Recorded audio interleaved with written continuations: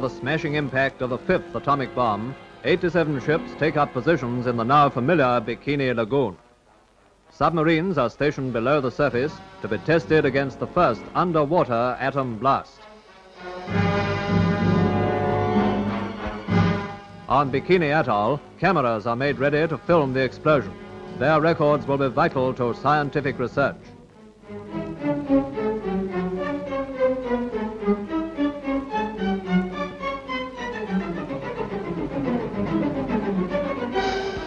Out in the lagoon lies the bomb raft, below which is suspended the atom bomb itself.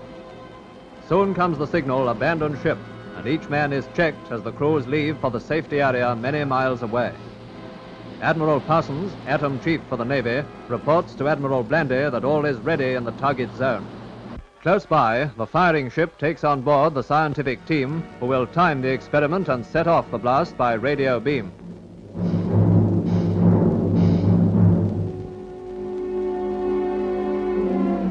These are the instruments that will unleash the world's most deadly power against the modern armaments of every type of naval craft. 1 minute to go. Cameras and the eyes of the waiting fleet are trained on the blast point as the seconds go by, measuring the approach of a tremendous climax.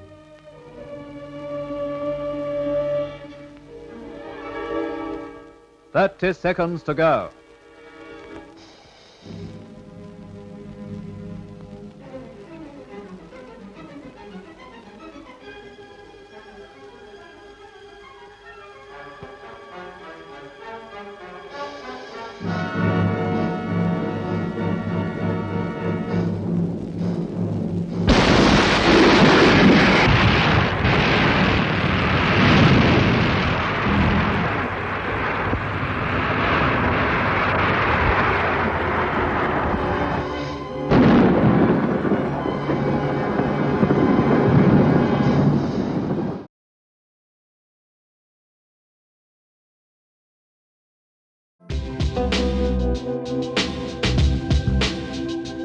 Getting to Bikini Atoll is a big undertaking in itself.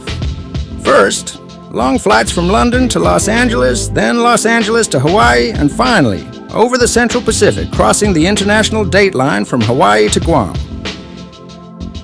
Then a series of 2 to 3 hour shorter hops through Micronesia, stopping in Chuuk for 3 weeks to dive on the sunken World War II Japanese merchant fleet that is scattered on the seafloor of Chuuk's lagoon.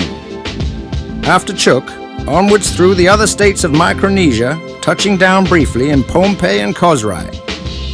Leaving Micronesia behind, we land finally in the Marshall Islands at the U.S. military base on Kwajalein Atoll, and then over to Majuro, the capital and main city of the Marshall Islands.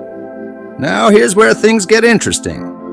Up until now, we've been flying on big grown-up airplanes. In Majuro, we have to wait for the weekly flight to Bikini, which is a whole different story. This is a plane that carries about 30 passengers, and they take the maximum weight restrictions very seriously. They weigh your baggage, your hand baggage, you and all the clothes you're wearing. Pretty challenging if you're trying to transport diving and filming gear. All other luxuries like spare underwear have to be trimmed right back. This little plane is the only regular connection to the outer Marshall Islands, so it does a few hops. First back to Kwajalein, then on to Rongelap, where the runway also seems to double as the island's main road. Finally, after 11 separate takeoffs and landings since leaving the UK, we touched down gently on the grass runway at Bikini Atoll.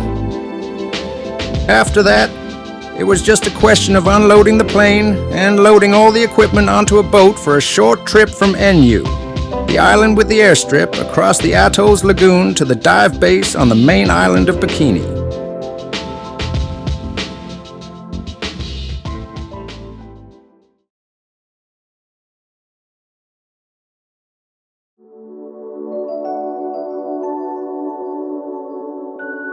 However much preparation you do, there are a few things you only truly realize once you've dipped on your first few dives in Bikini. One is the sheer scale of the wrecks. They are huge, and none bigger than the 39,000-ton USS Saratoga.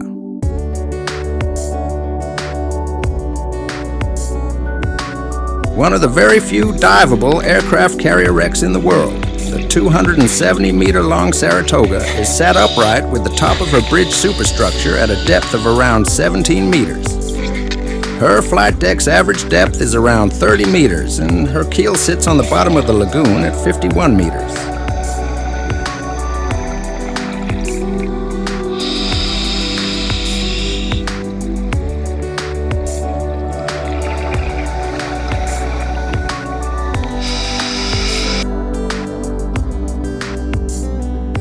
You could do many dives on the Saratoga and still only scratch the surface of what she has to offer. In fact, you need several dives just to orient yourself. Popular dive routes include swimming through the hangar deck, nicknamed the Haunted House because of the partially collapsed flight deck above it, where you can still see the Helldiver aircraft and 500-pound bombs left on board for the atomic test.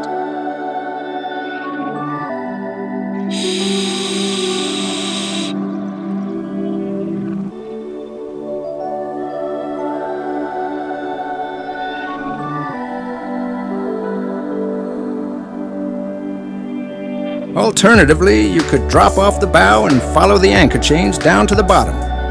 There, just a short swim away from the ship, you'll find Helldiver and Avenger aircraft that must have been swept off the deck when she sank.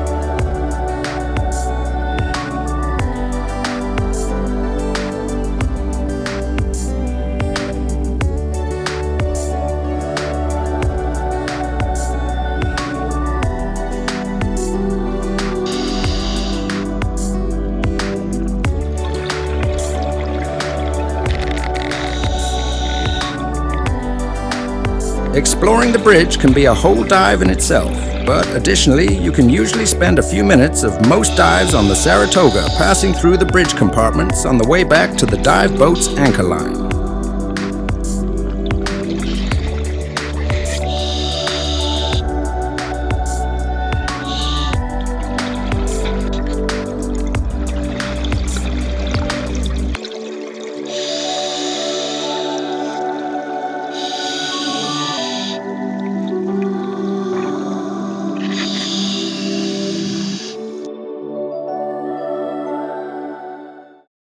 Next up in the biggest wreck in Bikini Atoll pecking order are the battleships, and Bikini has not one, but two of these behemoths. Once again, the scale of these wrecks takes some getting used to.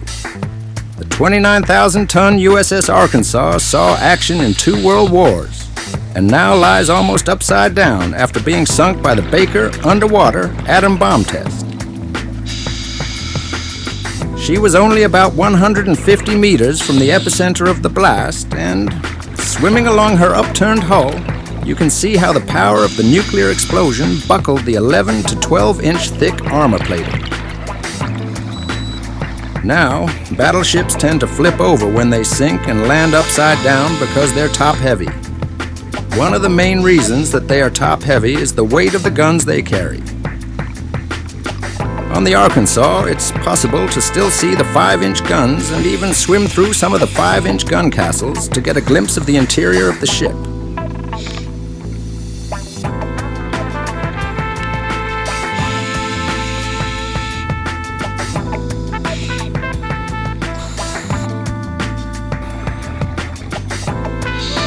The Arkansas's main armament, though, were her 12-inch guns. Strange to think that these huge weapons were fired in the naval bombardment supporting the D-Day landings in Normandy. Then the Arkansas was ordered back to the Pacific Theater to use her guns to support the U.S. landings in Iwo Jima and Okinawa. Now the guns are covered in sea whips and surrounded by glassfish. Even bigger than the USS Arkansas is the Imperial Japanese Navy battleship, the IJN Nagato.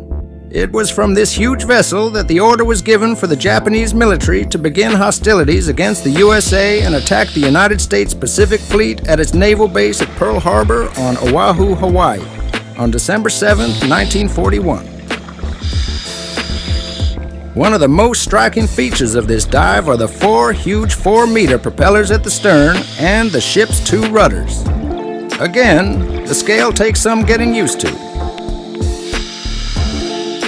Now, after being sunk by the Baker explosion in the nuclear bomb tests, she lies upside down at a depth of 51 meters at the bottom of the Bikini Lagoon.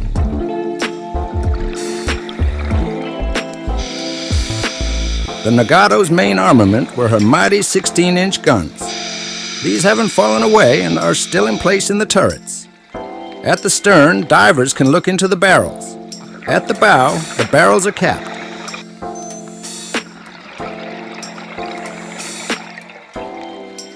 When she was built in 1920, the Nagato, at 215 meters in length and roughly 32,000 tons, was the largest battleship in the world. After refits and rebuilds in the 1930s, she was over 225 meters long and displaced nearly 43,000 tons.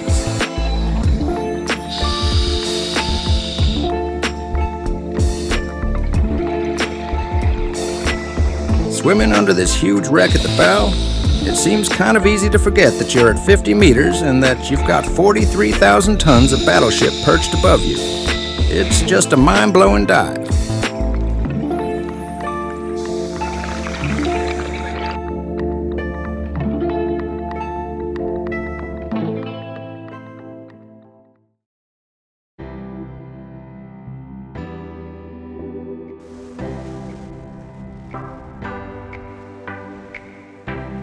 Now, diving in bikini has a certain routine. Divers sleep in cabins right on a beautiful tropical beach. Every day after breakfast, there's a dive briefing on the morning dive. After the briefing, we all hop into the little van, renamed the Clown Car by the divers, for the short 5-minute drive to the dock.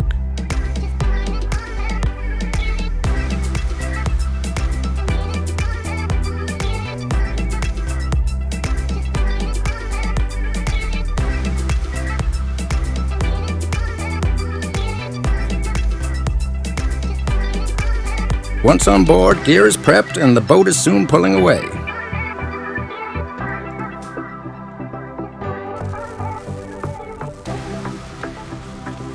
It's a short ride out to most of the dive sites, just enough time to get kitted up and jump in the pool.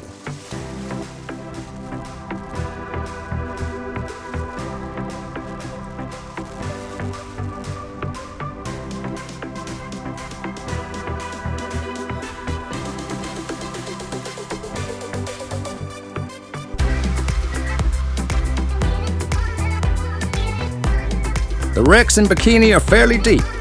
The bottom of the lagoon is around 50 meters, getting towards the limit for using compressed air as your bottom gas. Spending any amount of time in the 45 to 50 meter depth range means that divers incur a lot of decompression stop time in order to surface safely.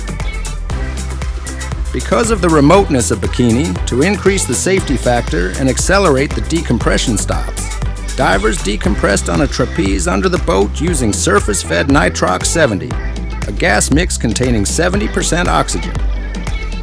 Even with the accelerated decompression mix, decompression stops could last up to an hour or more. After surfacing, it was back to the dock and back to the dive base for lunch, followed by a long surface interval, often including a nap. Then repeat the routine, briefing, diving, and decompressing in the afternoon.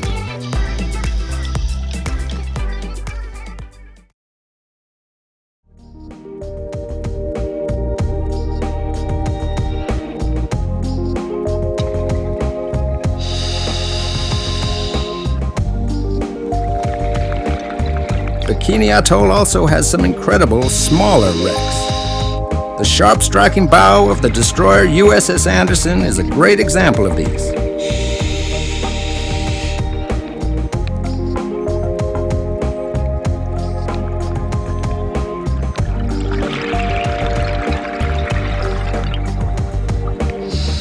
Lying on her port side, the notable features of this 105-meter-long wreck include the propellers, her 5-inch and anti-aircraft guns. Also, thousands and thousands of glassfish.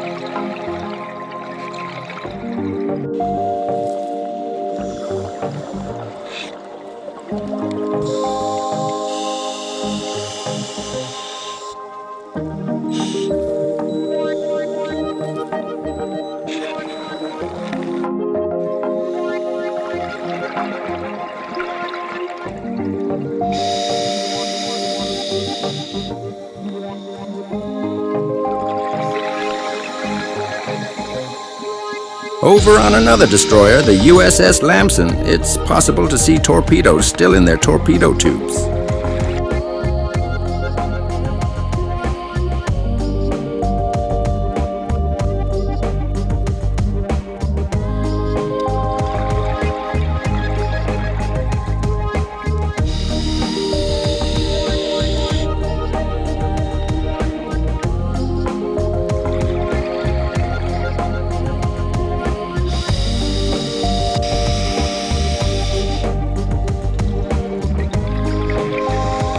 On the deck of this 104-meter Mahan-class vessel, some of the superstructure survives along with the ship's telegraph.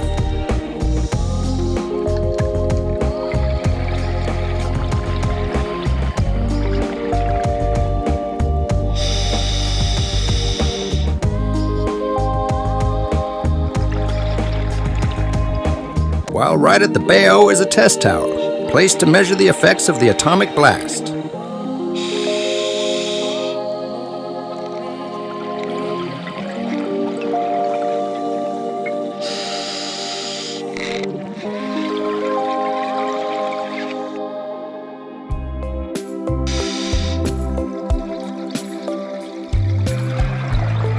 Another one of these smaller wrecks in the lagoon is the submarine USS Apagon.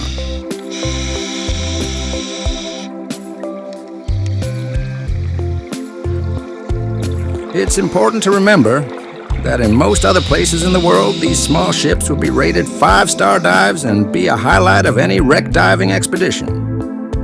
Here in Bikini, it's almost easy to lose sight of the fact that there's still jaw-dropping dives amongst the wealth of riches on offer.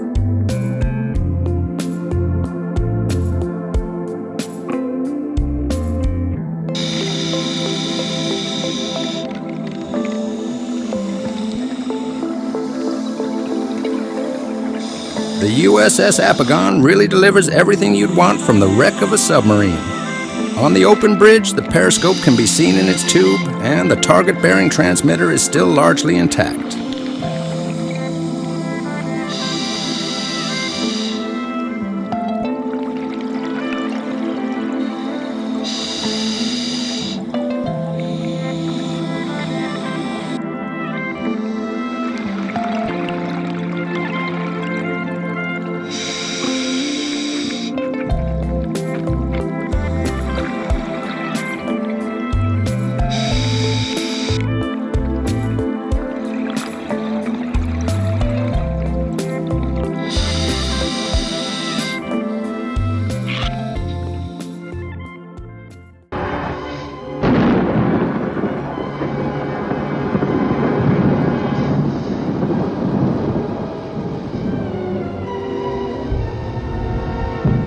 Miles away, the tremendous roar of the explosion accompanies the typical mushroom shape of the atom blast, a sight which makes history for the motion picture camera.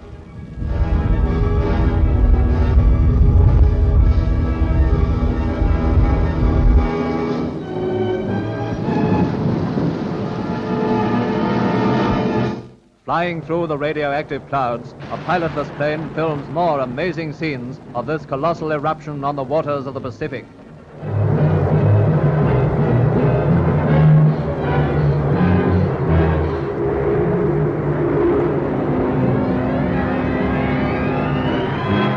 Here's a view from another angle, this time at short range from the camera tower on Bikini Atoll.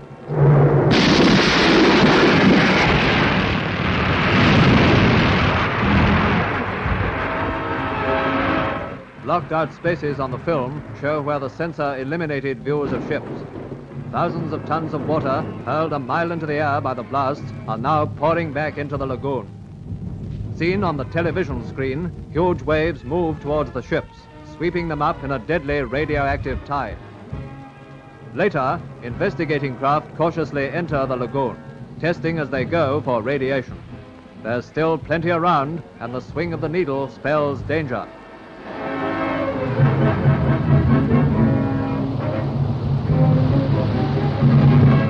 Already, much damage can be seen. The Japanese Nagato listing and soon to sink. The carrier Independence, damaged above water in the first test and now shattered below. The destroyer Hughes is going down, and 5 of the submerged submarines were sunk. Another victim, the veteran Saratoga, plunges below the surface, fatally damaged.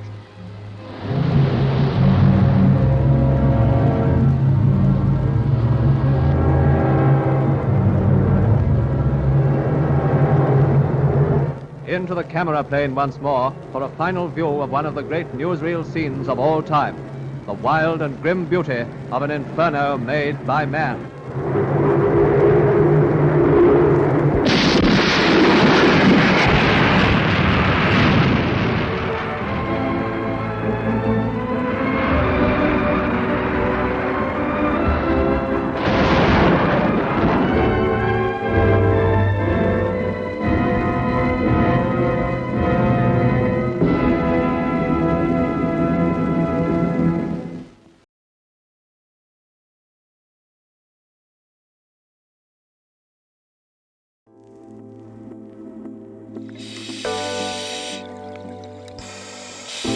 One of the massive highlights of the trip was being able to explore a whole different world inside the cabins and passageways of the Saratoga.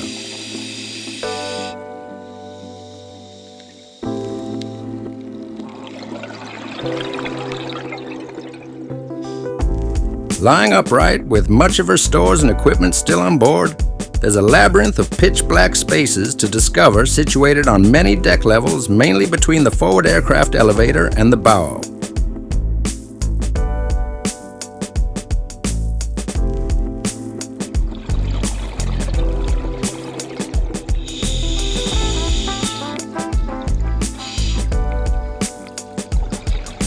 One of the entry-level routes passes through the Marines' living quarters and armory, where you can see their bunks and the racks where they stored their rifles.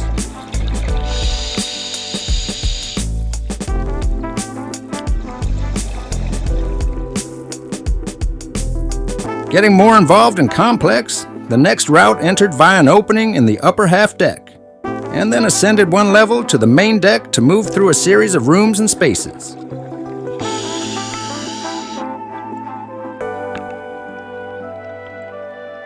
First stop on this dive was the officers' canteen.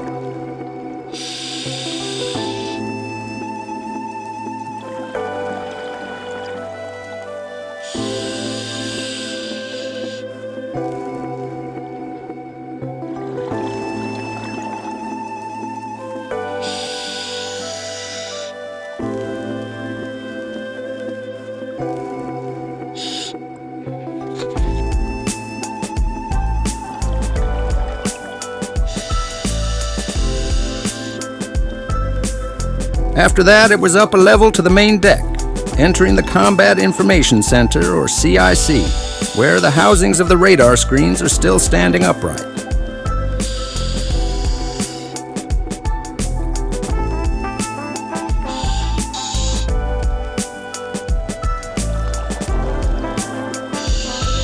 A quick diversion into the radio repair workshop, and then onwards through to the Admiral's cabin, right next to the officer's barber shop, the barber's chair still in place.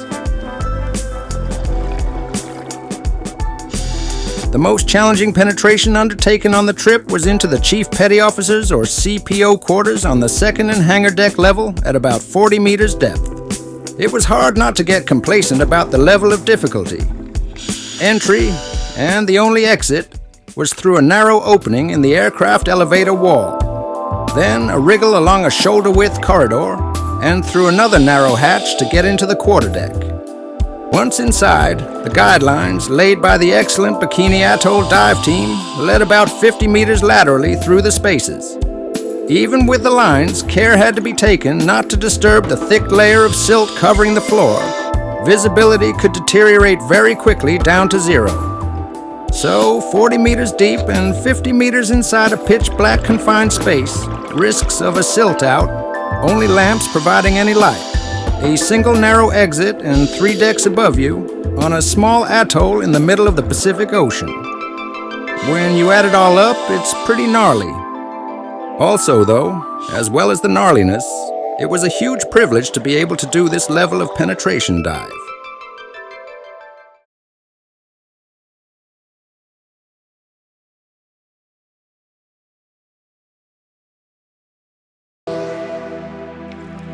Although shipwrecks are the main attraction in Bikini Atoll, it would be an oversight not to mention the stunning array of undersea wildlife that live on and around the wrecks. On the Saratoga, in keeping with the scale of the wreck, even her resident school of batfish are enormous.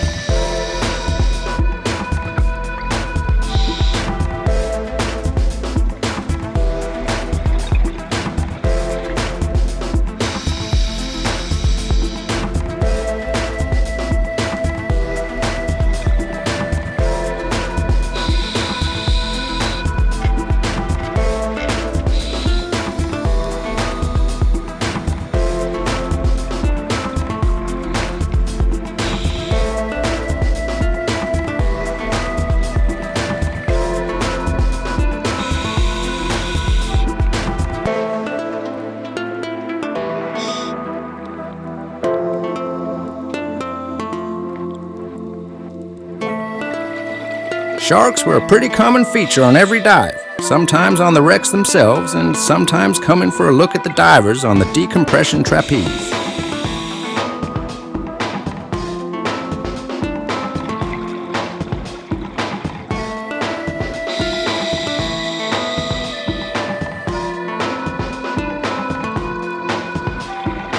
Even more sharks could be found at Shark Pass, a gap in Bikini Atoll's barrier reef where gray reef sharks congregate.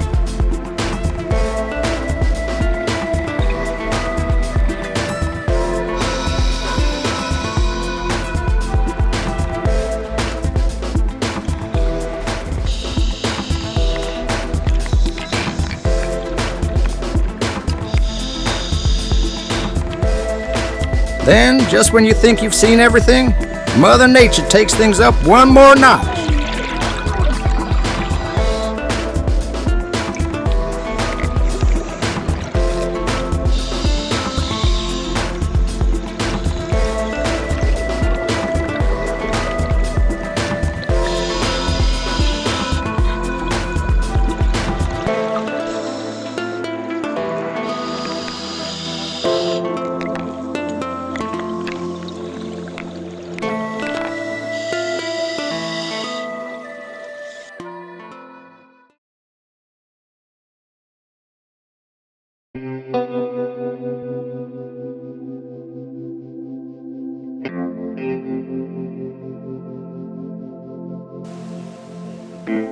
It took several years of dreaming, then over 2 years of researching, planning, training, financing, and organizing to achieve a 2-week visit to this wreck diving mecca.